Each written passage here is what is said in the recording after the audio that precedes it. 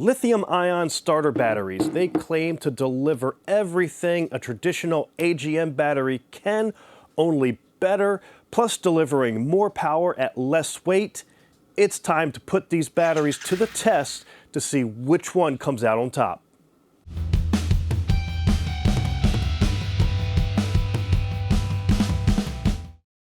Absorbed glass mat, or AGM batteries, they have been the standard in the power sports and motorcycle industries for a number of years, mainly due to their non-spillable design and the fact that they handle vibration and are overall more durable than a traditional flooded lead-acid battery. Now, lithium-ion batteries claim to be able to do all of that, plus deliver more power at significant weight savings. We're going to put both of these batteries through a number of tests to see which one of these is truly the better battery. The AGM battery used in this test is this Harley-Davidson OEM battery. This is the factory battery for 2021 through 2023 Revolution Max bikes, like my Harley Pan America. It retails for $140 and claims to deliver at least 225 cold cranking amps. The lithium battery being used is an anti-gravity ATX12 HD, which is their recommended replacement for this battery for use in my Pan America. It cost $285, but they claim to deliver at least 480 cranking amps. Now, don't go thinking that twice the money gets you more than double the power, because cranking amps is not equal to cold cranking amps. Cold cranking amps is measured with the battery at 0 degrees Fahrenheit, and it's the amount of current the battery can deliver over a 30-second period of time without the battery dropping below 7.2 volts. Cranking amps is measured with the battery significantly warmer at 32 degrees. Lithium batteries cannot be tested using that same industry standard because the protection mechanisms would kick in if the battery voltage was drained that long for that period of time. So there's no real standard in how lithium battery manufacturers are rating their batteries, right? The 480 from anti-gravity might be tested differently than another brand's lithium battery, making it really difficult to do apples-to-apples comparisons. With the ATX12 HD being the recommended replacement for this battery, it makes sense that they are both very similar in size, with the AGM battery being just a little bit taller. And on the scales, the AGM battery weighs in at 10 pounds and 12 ounces, while the lithium battery from anti-gravity shows one of the biggest benefits with its weight savings, coming in at just a little under 3 pounds. Now, before we get to the cranking tests that were done on my Pan America, I do want to call out that neither of these batteries are brand new.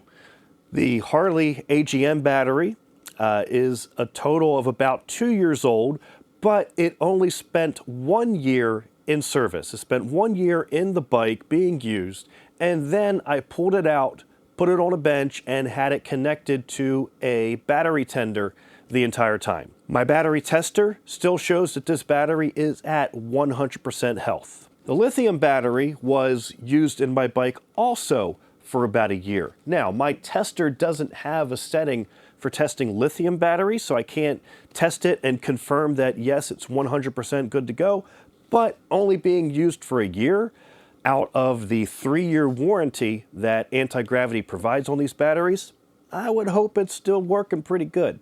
However, I am sure that if anybody from anti-gravity watches this video, my warranty is now null and void. All right, on to the cranking test. And prior to each test, the batteries were fully charged using their respective battery tenders. And I am taking 3 measurements during each test. I am measuring the voltage drop with my Fluke multimeter. I am measuring the amount of current delivered with a clamp meter over the starter wire. And my battery tester is being used to do a cranking test, which measures the amount of time it takes for the engine to actually fire up. The Harley AGM went in the bike first for a baseline test, got all of the meters hooked up, and I used my IR thermometer to measure the engine case temperature so that I could ensure I'm getting consistent results from one battery to the next, and that the results aren't thrown off just because of the engine being heated up in between testing. When the AGM battery was hooked up, it measured 12.95 volts. Once the ignition was turned on, that voltage dropped down to 12.39. And it dropped down to a minimum of 9.7 volts while cranking and starting the engine. That crank drew 163 amps, ultimately starting the bike in 0.463 seconds, just a hair under half a second. Next, we swapped to the anti-gravity lithium battery. It measured 13.53 volts once connected, a good bit higher than the AGM. And that's to be expected because the internal cells are different and have a higher voltage. That's one of the features of lithium-ion batteries, is that they do have a higher resting voltage compared to a traditional one. Now, once the ignition was turned on, that voltage dropped to 12.89. And while cranking, it drew 173 amps, with the voltage dropping down to 8.23, and started the bike in 0.814 seconds, almost twice as long as the AGM. Now, before we get too hung up on these numbers, we need to understand that voltage and current are each only part of the equation, quite literally. Watt's law tells us that power, measured in watts, is your voltage times your current, measured in amps. So seeing higher amps delivered isn't necessarily telling you that the battery is delivering more power if the voltage is dropping down. In fact, that higher current draw is typically due to the fact that the voltage is dropping down, and whatever the load is trying to draw more current to make up for it. So using Watt's law of power equals voltage times current, we see that the AGM battery delivered about 1,495 watts to start the engine, while the lithium delivered slightly less at 1,473 watts. Cranking time, however, is what I'm really looking at. The better battery should start the bike faster. So for the rest of these tests, I'm just going to focus on cranking time and the total power delivered. However, I will have a link to a spreadsheet in the description below with all the voltage and amperage if you want to go and look at the raw data and double check my work.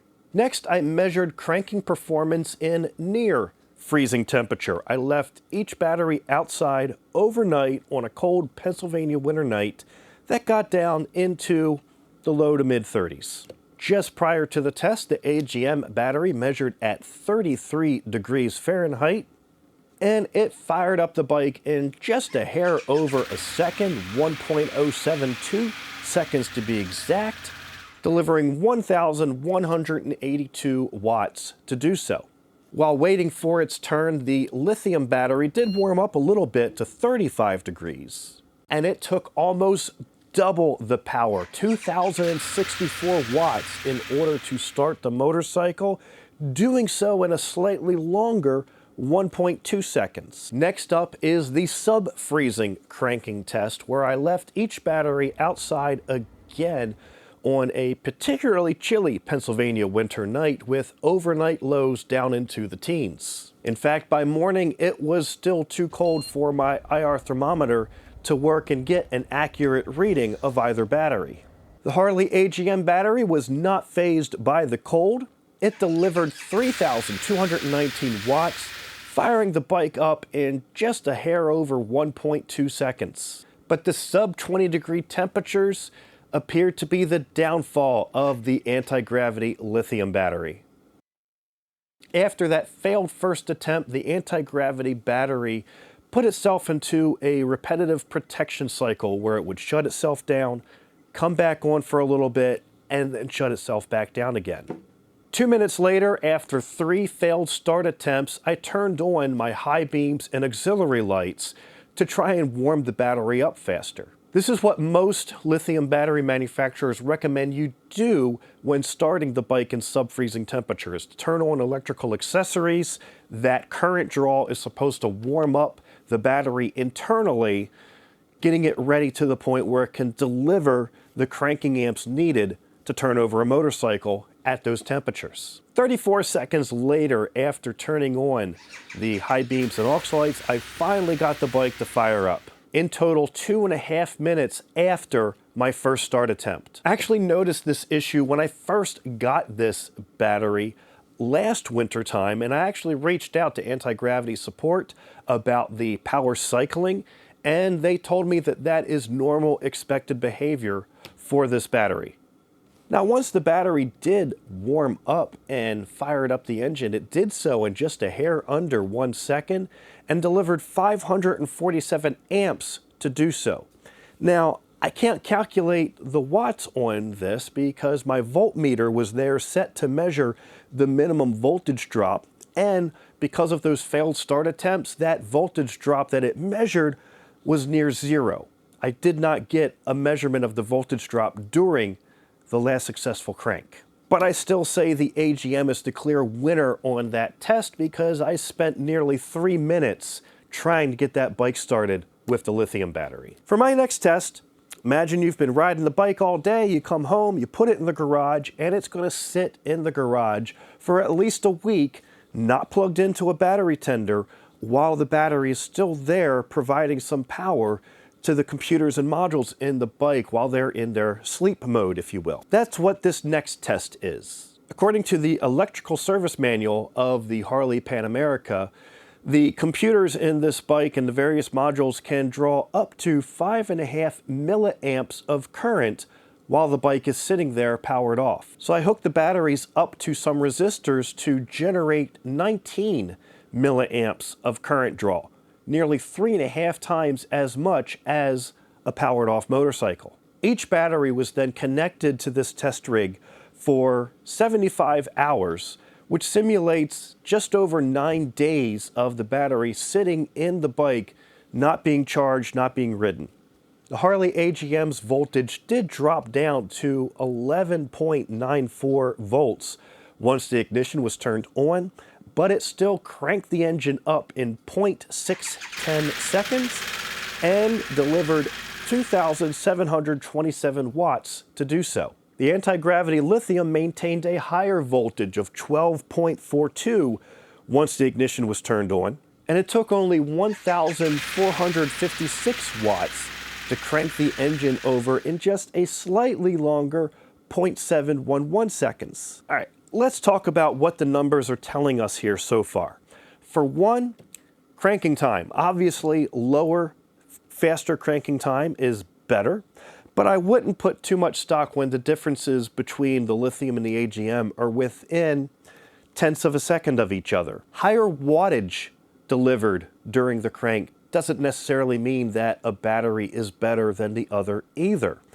The starter motor, as it's turning the engine, is going to draw the amount of power that it needs to get that engine spinning and fired up.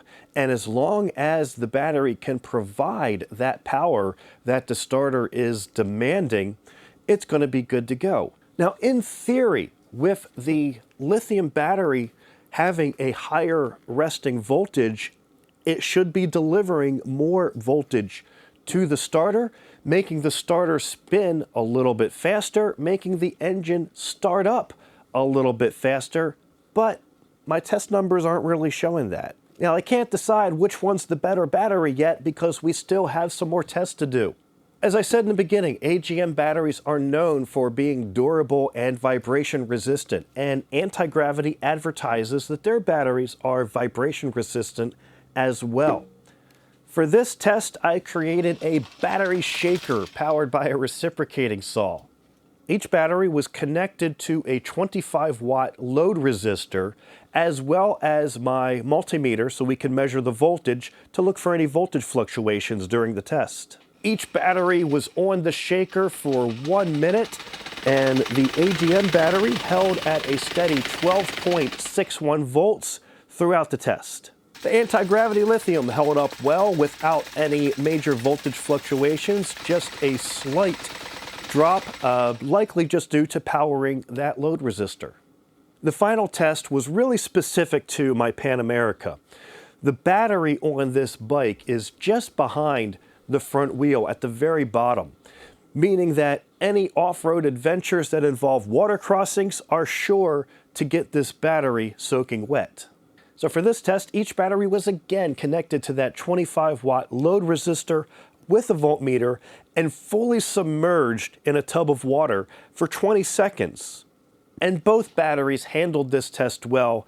Neither of them showed any voltage fluctuations while submerged in the water or afterwards when coming back out of the water. After running the batteries through this barrage of tests, I did put the AGM battery back on my tester, and I wanted to test the cranking amps as opposed to the cold cranking amps. So I used my tester and I put in 480, which is what the anti-gravity battery is rated at, to see how this would compare doing a cranking amps test. And according to my tester, it didn't quite deliver that much. It only delivered 338 cranking amps. Now again, my tester is not designed to work with a lithium battery, but just out of curiosity, I did put it on the tester, used my AGM battery settings, and tried to again test the cranking amps with a standard of 480. It didn't quite deliver that much. It delivered 454 cranking amps. But again, how my little handheld tester is doing that test versus how anti-gravity tests their batteries internally, who knows? So, what do my questionable, not exactly scientific tests tell us about these two batteries? First off, for normal starts, I really don't see either battery being better than the other. AGM is the clear winner if you like to ride the bike while it is sub-freezing temperatures and you don't want to play any waiting games to get your bike fired up and running. But I think the lithium battery may have the advantage for if your bike spends a lot of time sitting and not being run and you don't want to have to plug it in to a trickle charger or a battery tender in between. Even though the AGM battery still started the bike a little bit faster, the fact that the voltage dropped below 12 and we didn't see anywhere near that much voltage drop with the lithium battery leads me to think that if that time period stretched for a bit longer, the AGM battery might struggle more with starting the bike compared to the lithium. Both batteries held up just fine during the vibration and the dunk tests, and the lithium battery is, again, significantly lighter than a traditional battery if you're looking to shave some weight. But other than that, I really don't know if it's worth it. Again, this battery cost twice as much as the Harley OEM AGM battery, and I really don't think you're getting twice the performance for that money. Now I can hear the comments section blowing up right now with everybody telling me that as soon as they got rid of the crappy stock battery out of their Harley RevMax bike and replaced it with a lithium, that all their electrical issues went away. But I'd wager that's more so to do with the fact that you replaced a dying battery with a new battery, not so much that you replaced it with a lithium battery. Now again, these batteries each had about 1 year of use on them. If they were used for 2 years or 3 years, perhaps the story would be different to see which one holds up with more use over a longer period of time. Now, unfortunately, I'm not going to be able to answer that question for you, as I'm not going to spend the next 3 to 6 years swapping back and forth between these batteries to get more use on them. As always, thanks again for watching and ride safe.